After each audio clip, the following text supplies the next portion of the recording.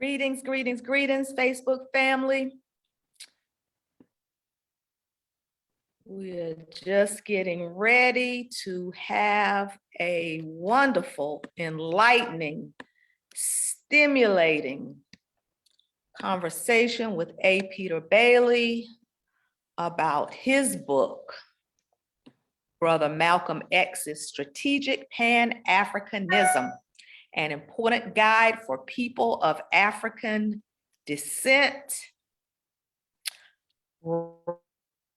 Right here, right now, tonight, we are all fortunate to have this veteran author and journalist here with us for this conversation that we're having with you.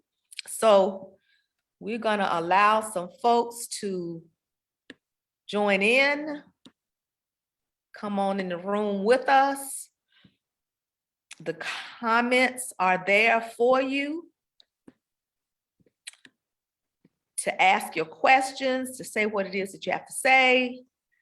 We're going to be talking about Pan-Africanism tonight and Malcolm X's strategies about it during this very poignant Black History Month conversation.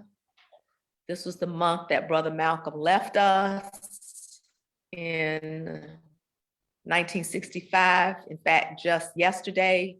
So indeed, we are honoring an ancestor today as we sit at an elder's knee.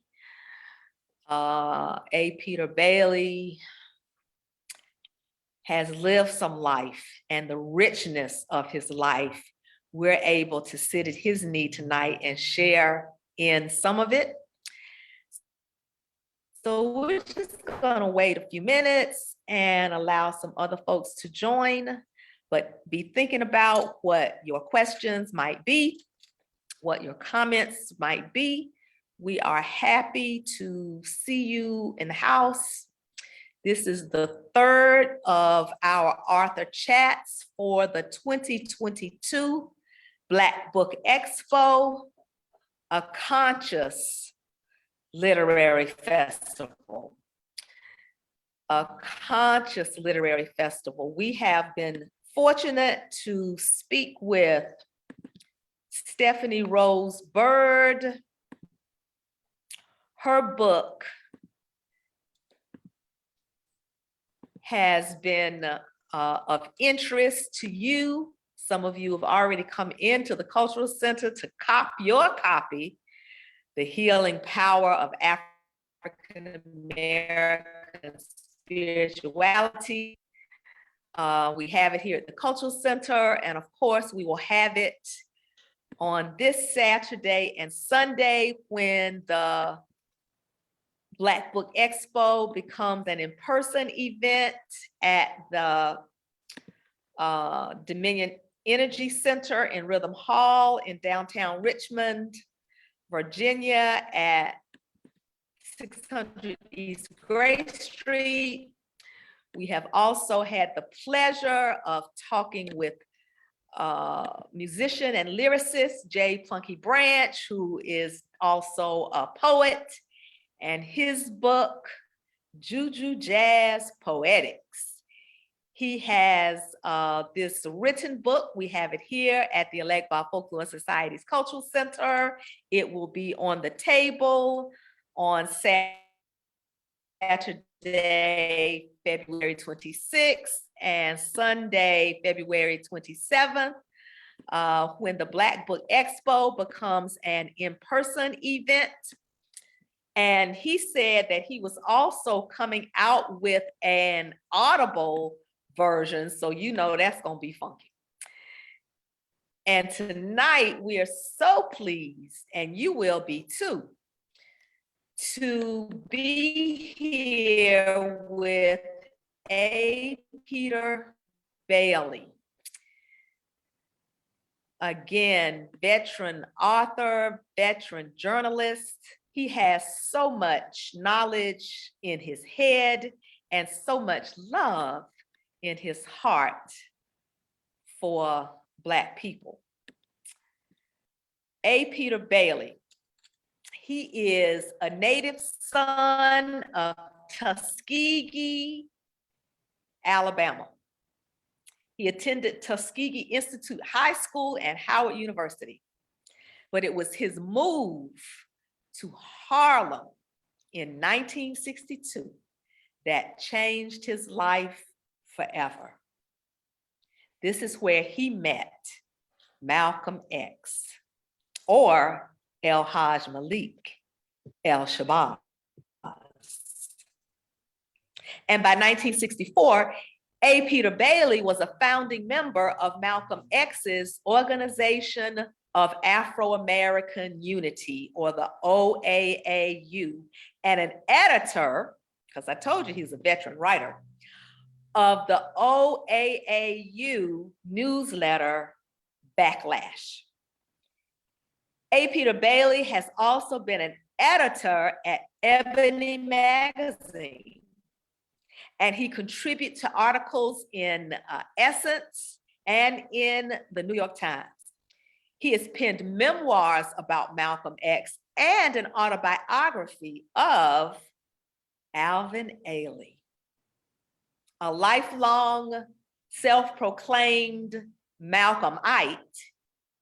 His newest title is Brother Malcolm X's Strategic Pan-Africanism, an important guide for people of African descent. Bailey tells us anyone reading this book will increase their knowledge and guidance from Brother Malcolm on why Pan-Africanism is the best thing for people of African descent throughout the world to promote and protect the interests of African people. This is Black History Month, y'all. Our sister Beyonce says our history is our future. And our brother Kanye West says it's Black Futures Month. So let's have Black History 101. When Marcus Garvey started the United Negro Improvement Association, or the UNIA, in 1914, it was founded on concepts of unity, self-awareness, empowerment, and Pan-Africanism. When Carter G. Woodson inaugurated Negro History Week in 1926, it was founded on concepts of unity, self-awareness, and empowerment. Carter G. Woodson said, if a race has no history, if it has no worthwhile tradition, it becomes a negligible factor in the thought of the world, and it stands in danger of being exterminated. Take that in for a minute. When Dr. King went to Ghana in 1957 to stand with Kwame Nkrumah, the first president of independent Ghana, he went as he was coming to understand a similar plight and unity and self-awareness and empowerment. W.E.B. Du Bois, who founded the NAACP, found refuge in Ghana in 1961 after being hounded out of America by the US government, according to the publication New African, because he demanded not just civil rights for African Americans, but freedom for Africa and an end to capitalism, which Du Bois said was the cause of racism and all human misery. Is this resonating with anybody right now? When Maulana Karenga created our beloved Kwanzaa holiday in 1966, we're on a timeline of chronology right now, everybody. unity, self-awareness, and empowerment in recognition of our collective Africanity, our Africanness, culturally, where the first principle is what? Umoja, or unity. All of these have an underlying stream of Pan-Africanism and consciousness in that way. When Malcolm X went to Africa and saw the Organization of African Unity, he saw all these things. He then founded the Organization of African American Unity in 1964, where he too sought a cultural and a political bond. As you say in your book, Peter, Brother Malcolm X's Strategic Pan-Africanism, an important guide for people of African descent. That's the title of the book, everybody. Please keep it in your mind. As you say, Peter, in the book, the Organization of African American Unity's name immediately signaled its difference from nearly all other Black organizations involved in the war with white supremacy and racism in the United States between 1955 and 1965. You go on to say, inspired by the then 2-year-old organization of the Organization of African Unity, we stressed in OAAU that ours was a human rights, not a civil rights organization, because violating human rights is the way oppression is labeled internationally. Welcome, A. Peter Bailey, to this Author Chat of the 2022 Black Book Expo, a conscious literary festival. Help us understand the difference between a civil rights appeal and a human rights appeal. Okay, Jeanette, thank you very much for having me, and I'd like to express greetings to the people in Richmond who are involved, are listening to, and everywhere else who are listening to the event this evening. I always like to start off by saying, kind of define Brother Malcolm as I view him as a Malcolmite. I regard Brother Malcolm as a great human being, a great Black man, a great Pan-Africanist, and a master teacher. Those were the 4 things that he was more than anything else. Now, we decided to call ourselves a human rights organization because the international term is human rights. And one of the major goals of Brother Malcolm when he set up the Organization of Afro-American Unity was to take the United States government before the UN Commission on Human Rights and accusing it of violating our basic human rights. Now, you cannot do that as an individual. And you know why not? Because the United States has never signed the UN Charter on Human Rights. Because if they sign it, then an individual can take our case to the UN. Brother Malcolm wouldn't be able to take the case to the UN himself because they have not signed it. And I don't know if they've even signed it to this very day, but they definitely had not signed it then. Because they had not signed it, you had to get a member of the United Nations to take your case to the UN Commission on Human Rights. So Brother Malcolm, that was one of the reasons why he made such a strong appeal and connection with African leaders to see if they would, if one of them or some of them would be willing to take our case to the UN, to the United Nations Commission on Human Rights.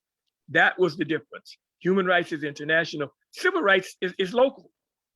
Civil rights is the area in which you live. In North America, it's civil rights. In England, it's civil rights. In Ghana, it's civil rights. But when you start going to, if you want to go to the UN, it's got to be human rights. So it seems like also that Brother Malcolm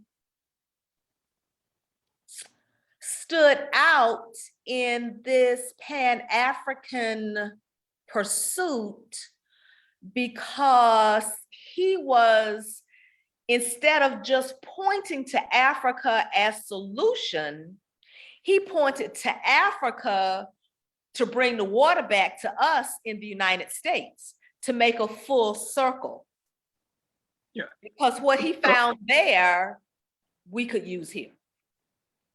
Brother Malcolm strongly believed that the absolute fate of people of African descent is dependent upon a close connection and relationship with African people on the continent and African people in North America. And I always say North America when I'm talking about this kind of thing, because this is not a country. This is the continent of North America. And you have to understand this. And only the continent of Africa can negotiate anything with the continent of North America. No individual African country can negotiate as a country with the continent of North America. That's like saying that the state of Georgia can negotiate, with the continent. It cannot happen. So Brother Malcolm understood this, and he knew that this country was involved in a major propaganda war. It was pushing itself as the leader of the free world, as the shining example of how people can live together. All these things, that's what the country was pushing internationally. And of course, at the same time, if you remember that period, 1955 and 1965, when Brother Malcolm was on the scene, that was a lot of horrific things going on in this country. Medgar Evers was assassinated.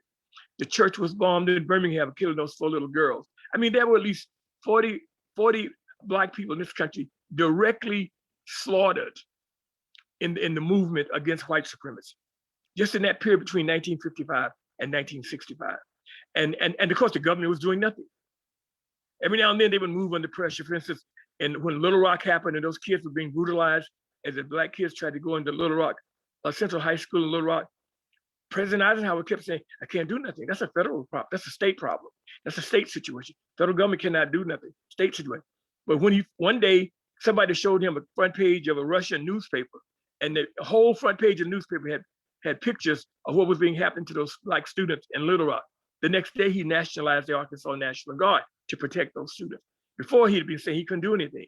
In 1963, when those young people were demonstrating in Birmingham, Alabama, and the police were putting police dogs on them and fire hoses and all of this stuff, President Kennedy, same thing, can't do nothing. That's a state situation. But when it got back to him that this was being used by America's enemies in America's propaganda war, immediately Kennedy nationalized the Alabama National Guard to put a stop to what was going on. So Brother Malcolm understood this, and he knew that if the United States, even if he got someone to take the United States government before the UN Commission on Human Rights, the United States could tell the UN Commission, kiss my behind. But from that perspective, but from a propaganda perspective, it would have been devastating for the United States to have to defend itself of being accused before this international organ of being a violator of the human rights of Black people. Brother Malcolm understood this, and the last year of his life, he went out to get this kind of thing done. Now, when he went to Africa in May 1964, Janine, to show you how he was being treated abroad, he had audiences. Not you meet some president at a reception, y'all talk for a couple minutes and then you move on. He had audiences ranging from 1.5 hours to 3 hours with the following: President Nzikwe of Nigeria, President Nasser of Egypt, President Nkrumah of Ghana, President Nyerere of Tanzania, President Kenyatta of Kenya, President Toure of Guinea, and Prime Minister Obote of Uganda. He had meetings, not audiences ranging from 1.5 hours to 3 hours with each one of those leaders. As a direct result of that, in July 1917, when the Organization for African Unity held its second summit conference in Cairo, they invited Brother Malcolm to attend, not as a participant, but as an observer. And he came as an observer, And that's why he issued an 8-page document where he explained the absolute critical need for a relationship between African people on the continent and people of African descent around the world, but especially in North America. That 8-page document will be in my book, you know, and as a result of that, the African countries, the Organization of African Unity, did something that they have not done before and that they had not done since. They issued a resolution. You know what I'm saying? They say, wherein so and so and so and so and so and so and so, wherein so and so.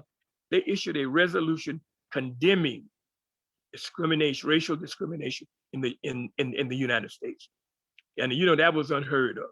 And as you can imagine, you can just about imagine what happened when J. Edgar Hoover and people in the State Department saw this document. So what you're compiling in this book, Brother Malcolm X's Strategic Pan-Africanism, an important guide for people of African descent, really lays out a chronology of history to help history be what it really is in an organic sense, telling us how we got to where we are. So let's go back a little bit, even before 1955 to 1965, and I understand that these are critical years for Malcolm X's act. That's when he was actively on the scene. Yes, yes. Before that, and you speak about this as well, Red Summer, 1918, 1919. So we have, and this is particularly poignant as we are still in a pandemic. You have the swine flu happening. You have World War II. You have soldiers from Kansas going to World War I. This flu breaks out. It becomes a global pandemic, much like we're experiencing right now. But at the same time, you have the first wave of the Great Migration of Black people moving from the South. This is 1918, 1919. The American enslavement of African people is just ending. Reconstruction is just transitioning into the beginnings of Jim Crow. You got Black people in the South hearing about the industrialization of the Midwest and the North, and they start migrating that way. Now, because the call from these regions was for workers, it didn't specify a color. Black people heard the call and said, I'm getting out of the deep South and I'm going for what I think is going to be a better life. So in your book, you talk about a colleague author, Kenneth O'Reilly, in his book, Race Matters, the FBI's secret file on Black Americans. And he talks about now you got this unexpected influx of Black people in the Northeast and in the Midwest. Chicago was particularly struck, but many urban centers where Black people are feeling a sense of self. And the ugly head of white supremacy rears itself and causes violence and death to Black people in their homes and their businesses, at their jobs. All of this leads up to the Tulsa riots that we're more familiar with, this Red Summer. So now, Kenneth O'Reilly, as you mentioned in your book, begins to talk about the FBI and surveillance programs aimed at Black people and the Negro question and planting informants in Black organizations. One was the organization of the UNIA and Marcus Mosiah Garvey. is this how COINTELPRO, that followed, of course, Malcolm X into his activism of 1955 to 1965? Is this an origin story? Well, you know, J. Edgar Hoover, the head of the FBI, was always a very person who was very anti-Black. And so he did not like anything or any kind of Black people asserting their basic humanity. He did not mind having us around as long as we basically accepted second classhood. He did not mind having us, but the minute we started doing anything that showed that we were determined to be, to promote and protect our interests in this white supremacist society, and to not be abused and brutalized and exploited by the white supremacists and their allies, he started checking Black people out real early. I remember that and this British writer named Anthony Summers wrote a book about J. Edgar Hoover. And in that book, there's a book's almost 500 pages. There's only one mention of Brother Malcolm. And in that one mention, he says that J. Edgar Hoover at a luncheon meeting with Senator Lyndon Johnson. Now, if he was having a luncheon meeting with Senator Lyndon Johnson, it had to have happened before 1960 because Johnson became vice president in 1960. He said at this meeting with then Senator Lyndon Johnson, J. Edgar Hoover said to him, quote, "We wouldn't have any problem if we could get those two guys fighting. We could get them to kill one another off. Those two guys were Brother Malcolm and Dr. King." Now, that's the only mention of Brother Malcolm in that 500-page book. But that showed you very early that J. Edgar Hoover had understood that these two men he considered dangerous.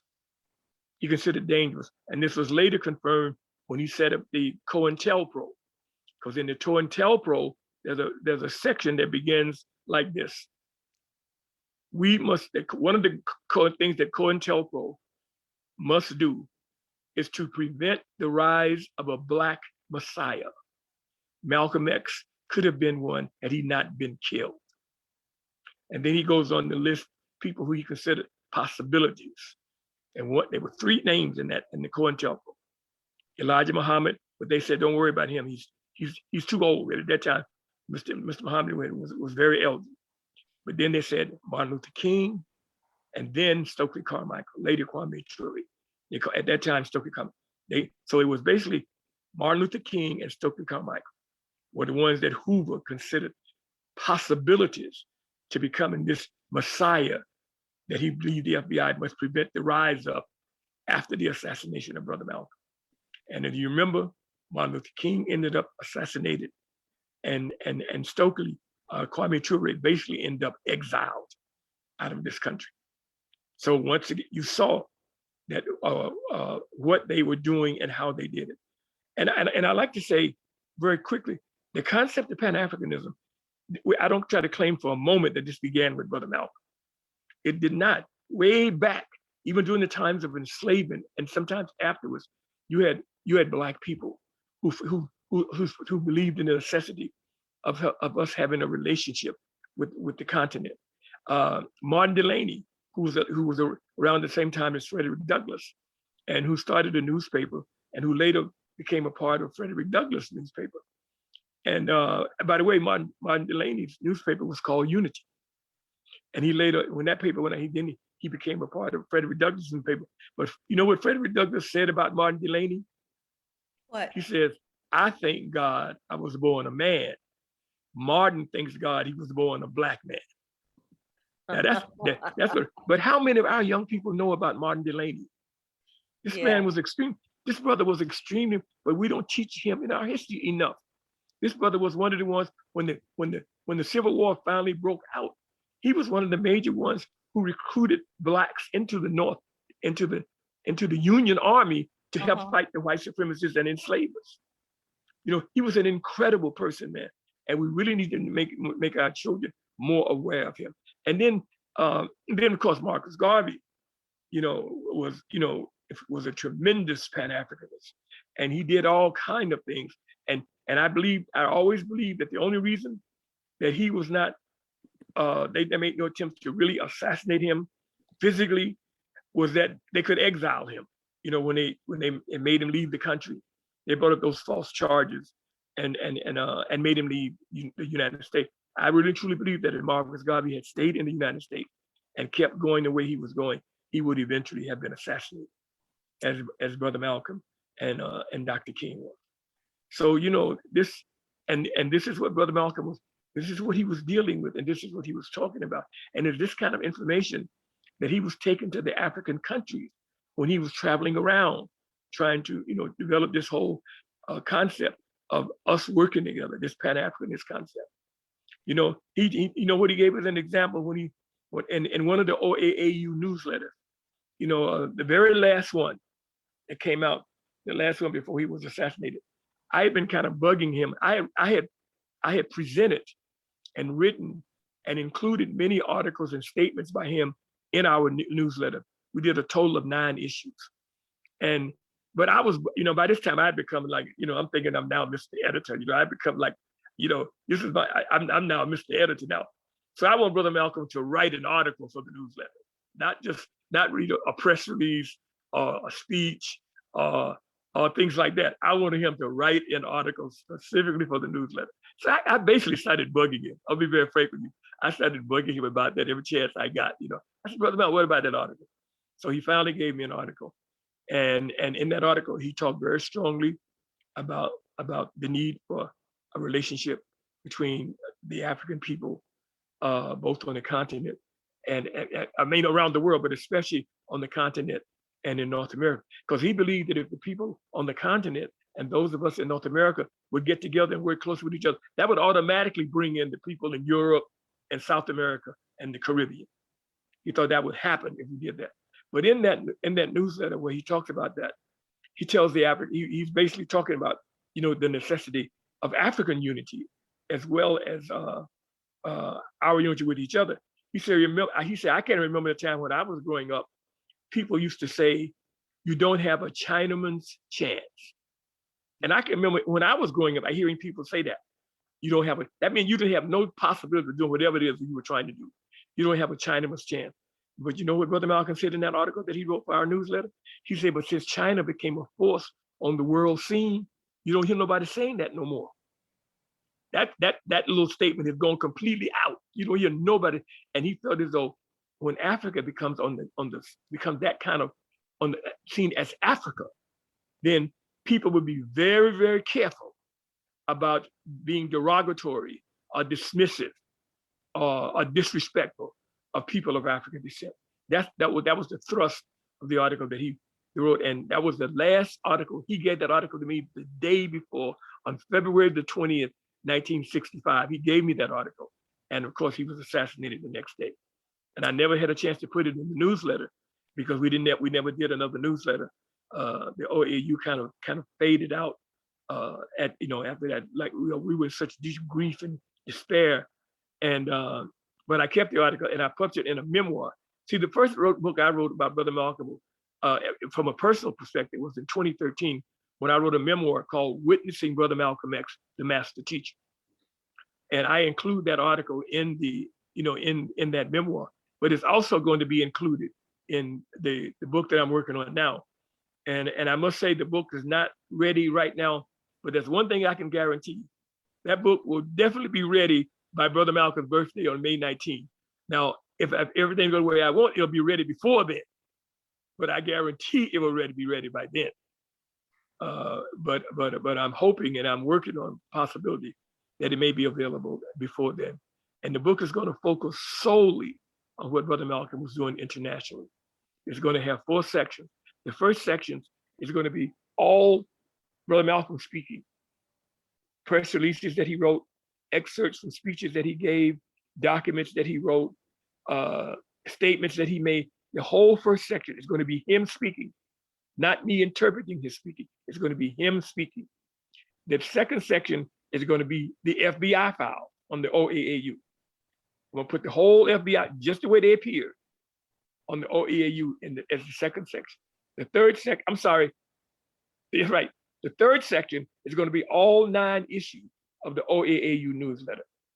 And on the covers of those newsletters, you're going to see pictures of Brother Malcolm with African leaders that were taken when he was Africa. We did more coverage, our little newsletter did more coverage of Brother Malcolm when he was traveling in Africa than any newspaper in New York was doing.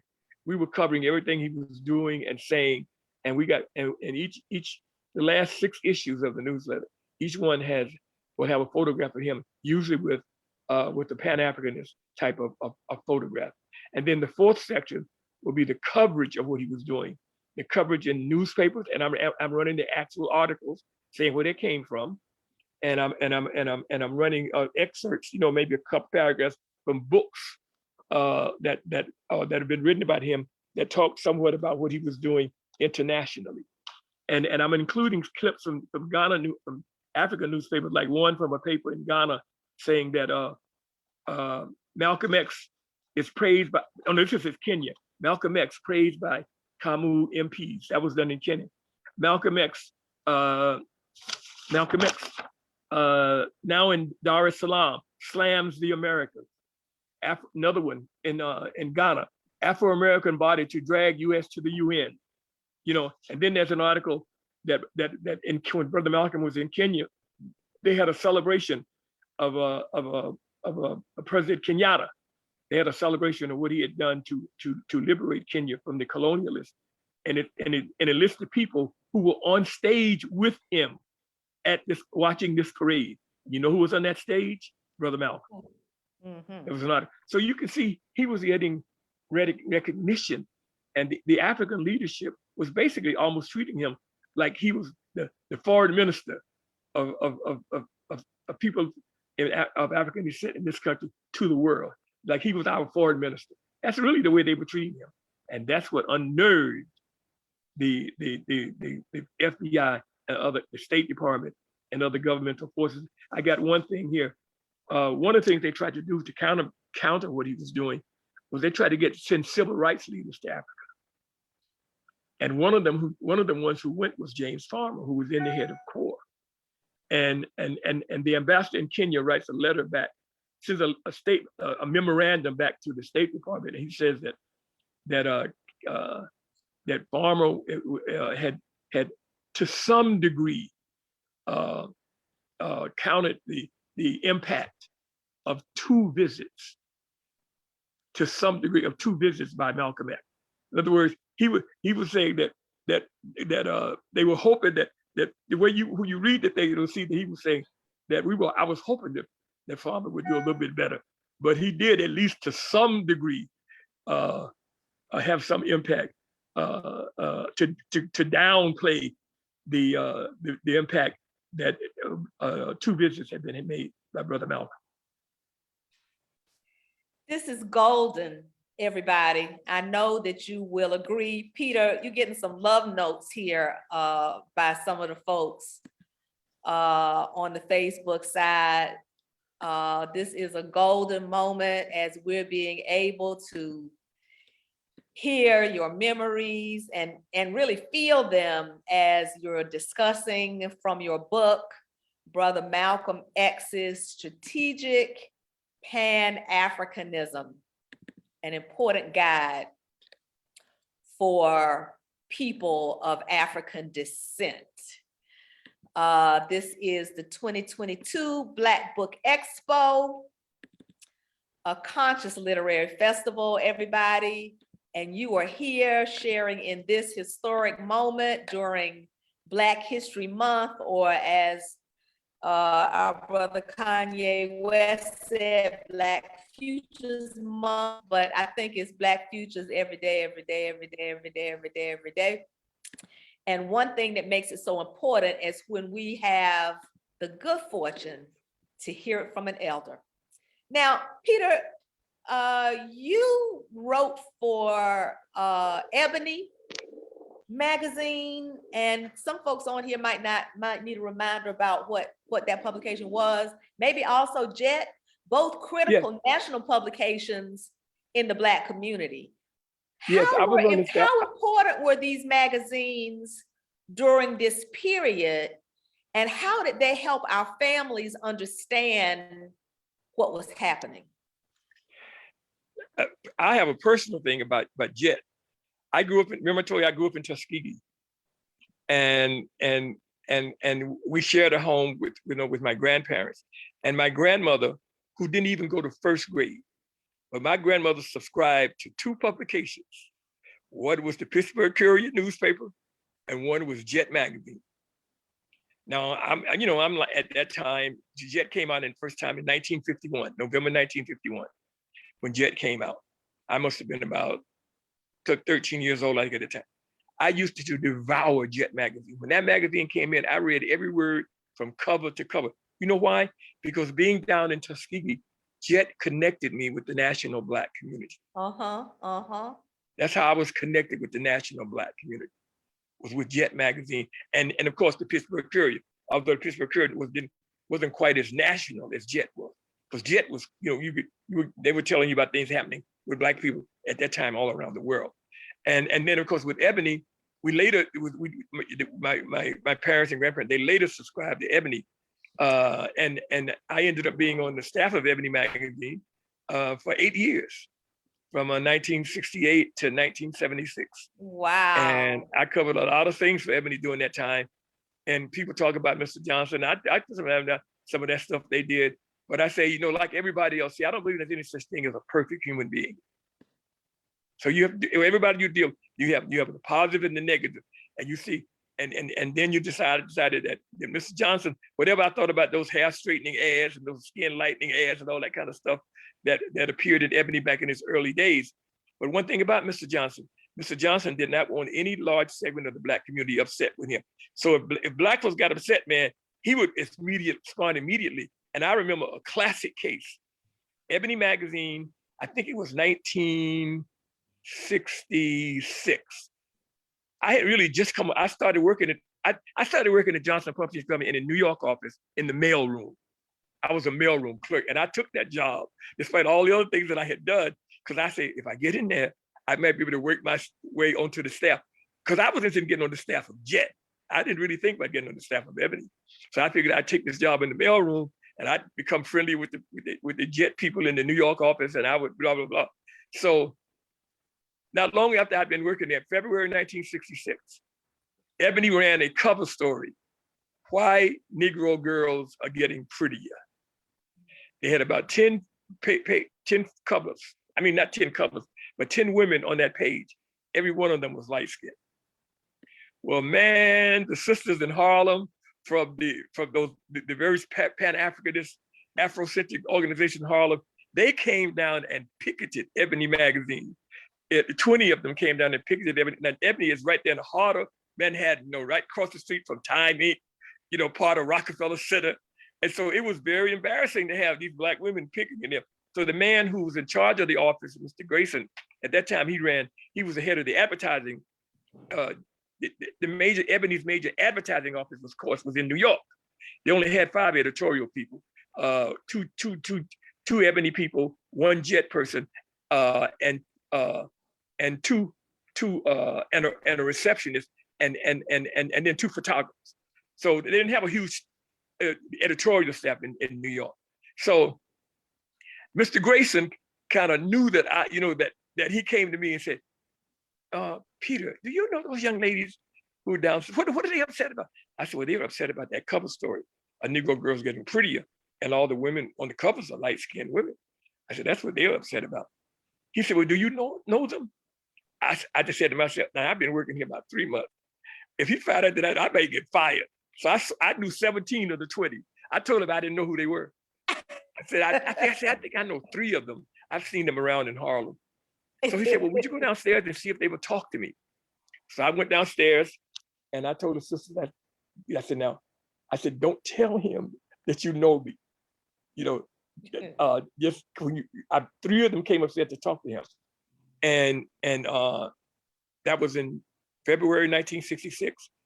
In June 1966, Ebony read a cover story, The Natural Look, and had a dark-skinned sister with an afro on the cover. That's how quickly Mr. Johnson responded Yes. He did not want it, like I said, any large segment of the Black community upset with him. So he would respond. And because and not only that, he gave us Lerone Bennett Jr. That alone made Ebony Magazine worth it. The fact that he gave us Lerone Bennett Jr. You know, and whose 1986, 81 article, Why Black History is Important to You. Yes. I think every Black person in America, and especially our young people, should be required to read that article.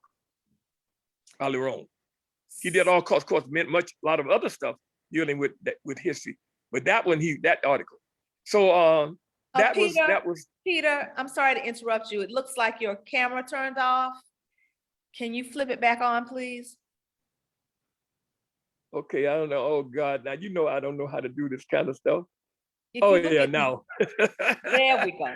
So that was one thing that I respected about Mr. Johnson, man. Like I said, man, there were things about him that running those skin lightening ads and some of that little stuff in there.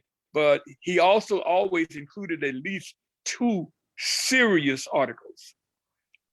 He ran articles by William Leo Hansberry, historical articles. I mean, so when I hear a lot of people, man, they just jump all over him, but I always say, hey, there was some negative, but I believe that in totality, his positives, outweighed the negatives. So given what you're talking about even right now, because while the magazines, in some of the stories, Lerone Bennett, maybe particularly, Dr. Hansberry, helped people to get more of a sense of the importance of social history, social culture, social politics. At the same time, in American society, here we go with the brown paper bag test. So in Malcolm X's strategy that you outline in your book, what is the advantage now of linking African Americans to continental Africans socially? The same advantage that has always been. The same that it has always been. Africa, if African people on the continent and people of African descent, especially in North America, if we do not get together and work more closely with each other, we will never have our rightful place in this world. That's the bottom line. We have no choice. If we decide to stay the way we are now, divided, and again, then we have basically made a decision to be at the bottom. And you know what? In 2022, I ain't blaming nobody for that but us. I ain't blaming nobody else but us. If we do not have the brains and the sense to understand in 2022 that our fate depends on us working more closely together and dealing with each other, and then that's our fault in 2022, because there's enough information out there that we about this. I saw the Washington Post. The Washington Post in 2009, Janine, ran an 8-page supplement on Africa. And when I was in Ghana in 2018 at a Pan-African Congress in Ghana in 2018, I took that supplement with me and showed it to everybody. There were people there from 40 countries. And I showed it. I said, look, you know what the title of that supplement was in the Washington Post? Now, the Washington Post is what, probably the 3rd most powerful newspaper in America, after the New York Times and the Wall Street Journal. And I held that thing up and I said, you see what this paper said? In the title of the 8-page, you know what it was? Africa on the agenda. Not Africa's agenda. Mm-hmm. Africa on the agenda. Mm-hmm. You know what the subtitle was? What? Africa, the key to global economic growth. Uh-oh. Now, how can you be the key to global economic growth, as stated in one of the most powerful Western newspapers in the world, and be at the bottom of the pile economically in the world that we live in today? If you know why? The only reason why is that we have not united. And we still are fighting each other, brutalizing each other, working with the Europeans and everybody against each other, Europeans and the North Americans, and I include Chinese, but I don't blame the Chinese. Chinese looking out for China.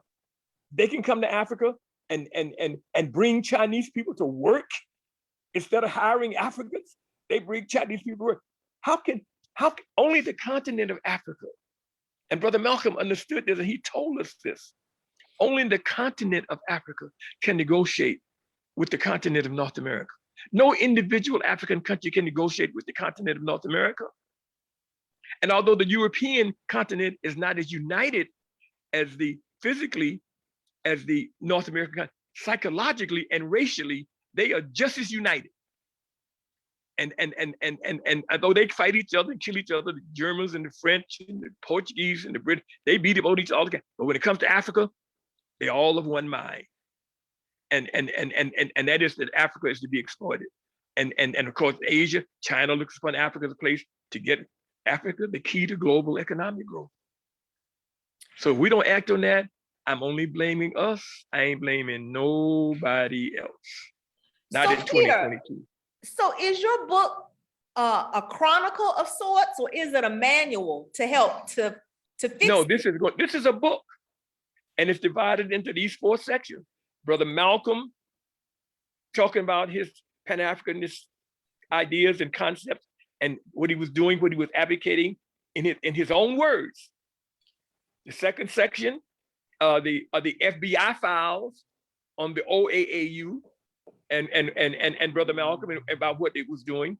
The third section are all 9 copies of the OAAU newsletter, because at the time when Brother Malcolm was doing those things, we were publishing everything that he gave to us, and we were writing and including stuff in all the OAAU newsletters. So we were really covering what he was doing internationally more than any other publication in this country, I think, at least visibly. And then the fourth section is coverage of what he was doing, the limited in newspapers and in magazines and in books. And as I said before, I only took out stuff that talked about what he was doing internationally, because the book is focusing solely on what he was doing internationally. And I wrote it like about an 8-page introduction, to kind of set everything up. But the rest of it is primary source material. Wow, that's a huge collection for us. So Peter, take us back to June of 1962. When you first heard Malcolm X speak in Harlem, tell us how you happened to hear him. Tell us, what was he like? Tell us what impressed you about him. Okay. Well, I had moved rather grudgingly into Harlem on the day before. I moved into Harlem on a Friday, and I was living at that time. I was living in like Midtown Manhattan, somewhere down there on the west side of Manhattan, and because I had heard all these horror stories about Harlem. I didn't want to move to Harlem because I'd heard all these horror stories about being attacked and jumped and all that kind of stuff. So I'd be very frank, I had no desire to move to Harlem because I was believing what I had heard. And so the next day, which was a Saturday, my friend who was helping me move in, we decided that rather than trying to get unpacked and get everything in order, we were going to walk down to 125th Street. So this was on 142nd Street. I moved into a building on 142nd Street between 7th Avenue, which is now Anaclean Powell Boulevard, and Lenox Avenue, which is now Malcolm X Boulevard. But then they were 7th and 8th Avenues. So when I got to Lenox, Lenox and 7th Avenue. When I got to Lenox, we got on Lenox Avenue and we walked down to 125th Street. And we got to 125th Street. We said, let's walk a little bit more. So we walked down, we got to 116th Street and we saw a crowd gathering. So we said, what's going on? And someone told us, they said, Malcolm X is going to speak. Now, at that time, I had vaguely heard of Brother Malcolm. Of course, very negative type stuff. He hated this, he hated that. And he believed in violence and he was going to kill all white, all that kind of stuff. I'd heard vaguely, not a whole lot of that, but that's what I had heard about him. So I said to my friend who had helped me move, I said, listen, let's hear what he got to say. let's wait and, we're gonna stay for a few minutes. What do you gotta say? Man, that brother spoke on the sidewalk. There was a wide sidewalk right across the street from the mosque. That's where the mosque was located, 116th Street and then Lenox Avenue. Across the street was a wide sidewalk. And they had set up for him to speak. And so we listened to him. Now, like I said, we had planned on listening a little while, then leaving. I ended up standing there for 3 hours. Brother Malcolm spoke for almost 3 hours that afternoon. And he talked a lot about Black history and some things that I had never heard before. But the thing that he talked about that I had absolutely never heard a single word about in my life was psychological warfare and attacks on the mind. And he began to talk about how white supremacists in this society and on the continent had used attacks on the mind to mess with the minds of African people, both in the continent and here in North America. And he went on and gave, man, I'm sitting there, I had never heard this in my life. And then I started remembering, I grew up in Tuskegee, Alabama. Between the ages of 6 and 13, almost every Saturday, my friends and I, we would go downtown to now the rest of Tuskegee but in Macon County was about 90% Black. I could go for days as a child and probably could never see a white person. Only time I saw white people, we went downtown. So we would go downtown every Saturday to go see these movies. And they were segregated movie theaters. They didn't have one like Black people sat in the balcony and everything. They had white people had this movie theater, and right next door they had a movie theater for Black. And I must admit, they kept it up pretty good. But this theater on Saturday would be full of Black kids between 6 and 13 years old. And a lot of times they showed Tarzan movies. And we would sit in that movie theater as Black kids and be cheering for Tarzan and Cheetah. Yep. As they beat up on and did all kinds of things to African people. And when the African people spoke among themselves, they spoke in their own language. And we would laugh because we thought they were too ignorant to speak English. And we would laugh at them. And up now, listening to Brother Malcolm speak that afternoon, I began to think about this, and then all the other things that happened. I mean, when I was growing up in Tuskegee, and that kept up long after that, was if you call somebody, you could call somebody, well, I could say an SOB or something else like that, and you may have to fight. But if you wanted to make sure you had to fight, or you wanted to really have a fight with somebody, you call them one or two things. You call them Black, or you call them African, and you're gonna have to fight, because then nobody want to be called African. And I'm as I saying, until I heard Brother Malcolm speak that afternoon, I did not understand that was psychological warfare, attacks on our minds. And of course, this went on up. She's dark but pretty. You have Black people today still say that. Oh, she would be pretty if she wasn't so dark. And not get your no good behind over here, or get your dirty behind over here, or get your ugly behind, get your Black behind over here. And there are Black people today who still do that. And this was all part of the psychological warfare. And Brother Malcolm clearly, and he was the first leader in my life. And he talked consistently about this in his presentation. And that's another aspect of him that I feel is neglected, man. This brother told us and taught us more than anybody else that I know of. I heard other people later, like Francis Cress Welsing and other people, John Henry Clark, talk about it. But Brother Malcolm was the one, Lerone Bennett, but Brother Malcolm was the one who first made me aware of it. And as you know, he knew how to make things so clear that you understood it. Make it plain. That's make it plain. That's what he did. And that was my introduction to Brother Malcolm. After that, wherever he spoke in the New York City area, I was there. I wasn't prepared to become a member of the Nation of Islam, but wherever he spoke in the New York City area, you can bet your life I was there to listen. And I took a pen and pad with me, so if he mentioned books, I would write down the names of the books or the articles and that kind of thing, you know. And that was my introduction. That's why I call him a master teacher. because he besides all the other things that he did, he was a master teacher. And I used to tell people, I said, even if you disagree with every word he said, if you disagree with every word that Brother Malcolm said, he forced you to go and read up on whatever you believe so that you could be ready to deal with him. You had to go and reread whatever it was that, position that you believe. You had to restudy them so that he could knock you out, if y'all ever had a discussion, So that was my introduction to him. So here we are in February of 2022. And here's the book, everybody, Brother Malcolm X's Strategic Pan-Africanism, an important guide for people of African descent, compiled and edited by the one and only A. Peter Bailey, who we have the privilege of speaking with this evening, listening to, sitting at your knee, the royal elder this evening. This February is a poignant time of year for you. Since 1965. Yes.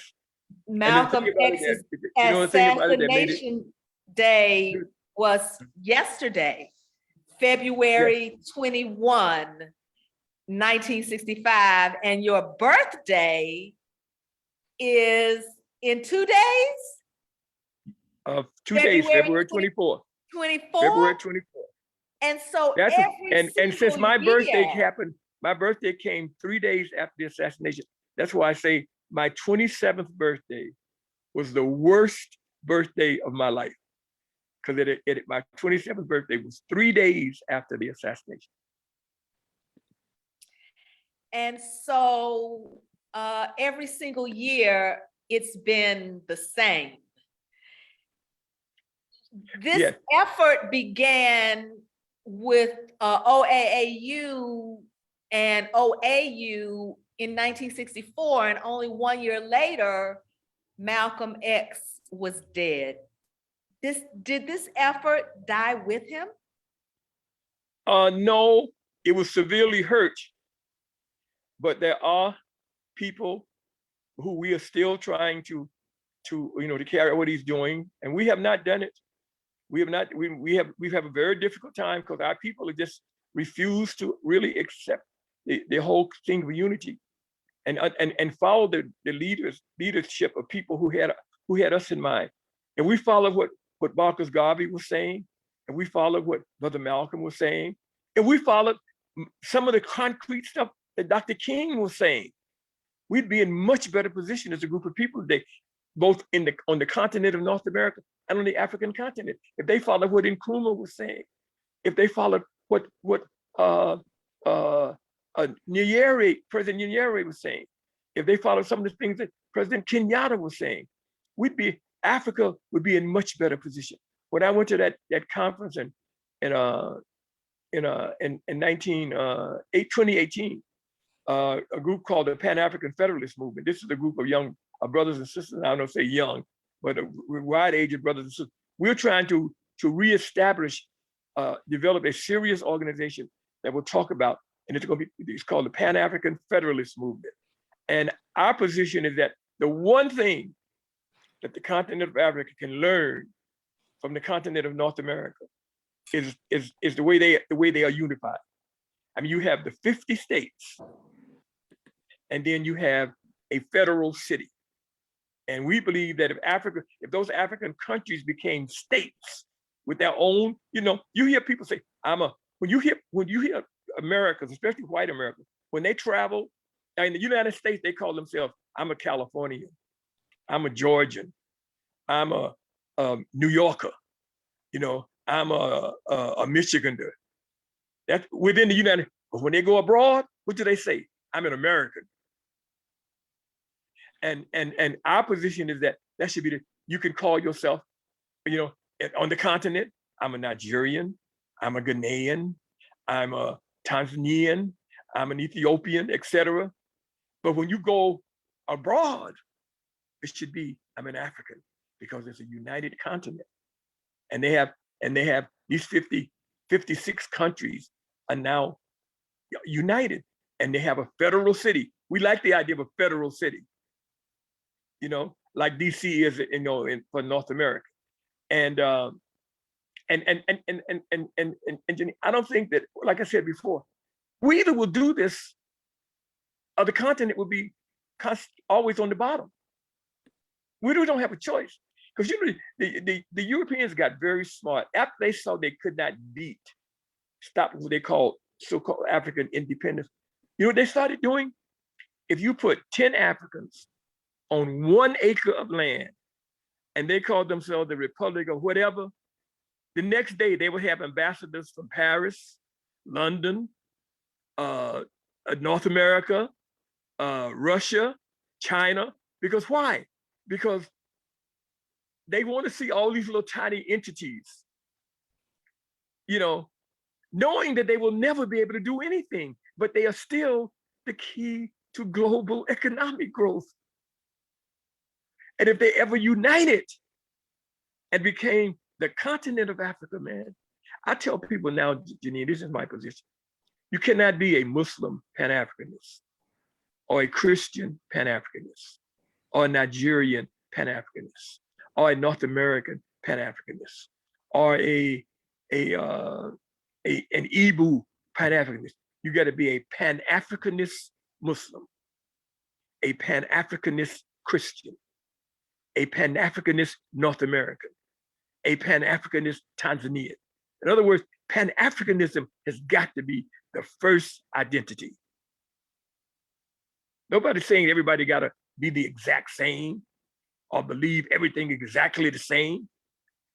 But the one thing that we all must share is a belief in Pan-Africanism, the unity of people of African descent.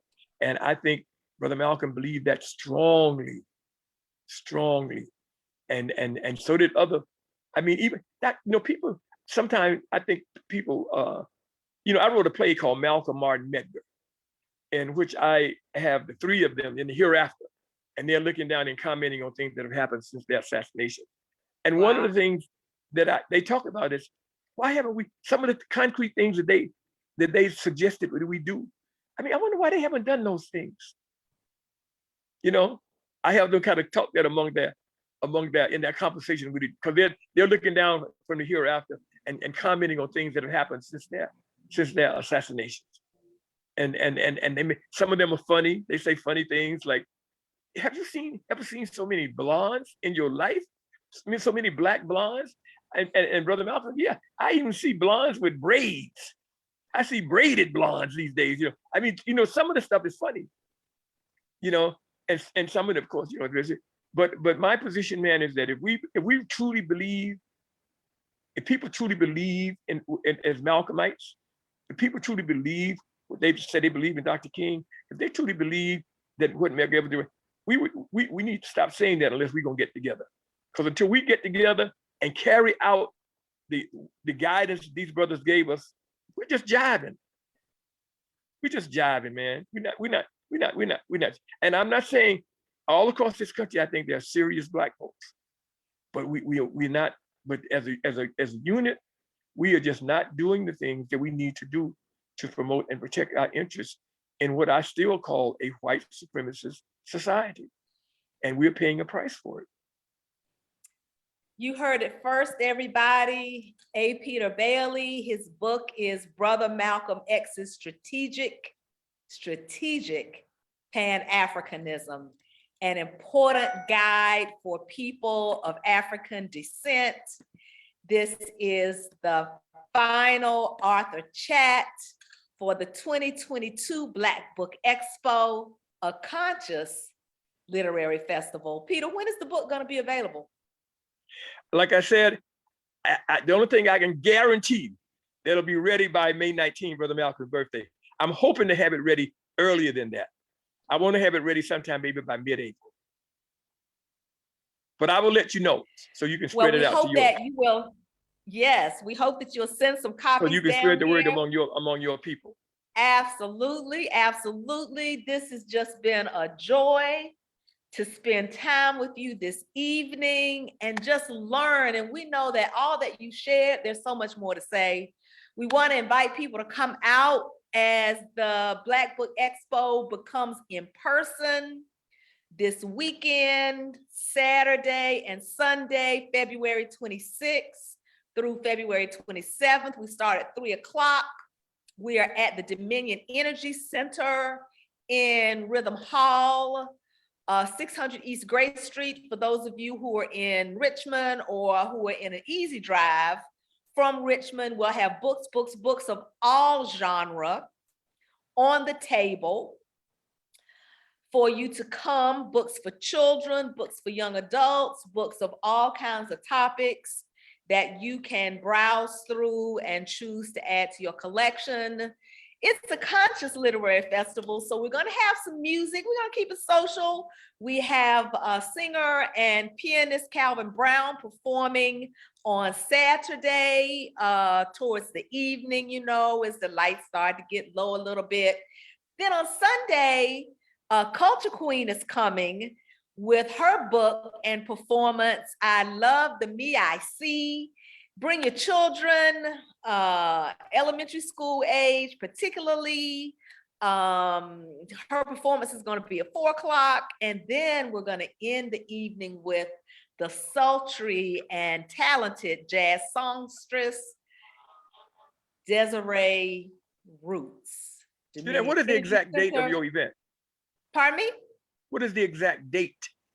The in-person starts on this Saturday, February 26th. If you come, we're gonna have a party. If you come, we have some cake. We have some cake and champagne.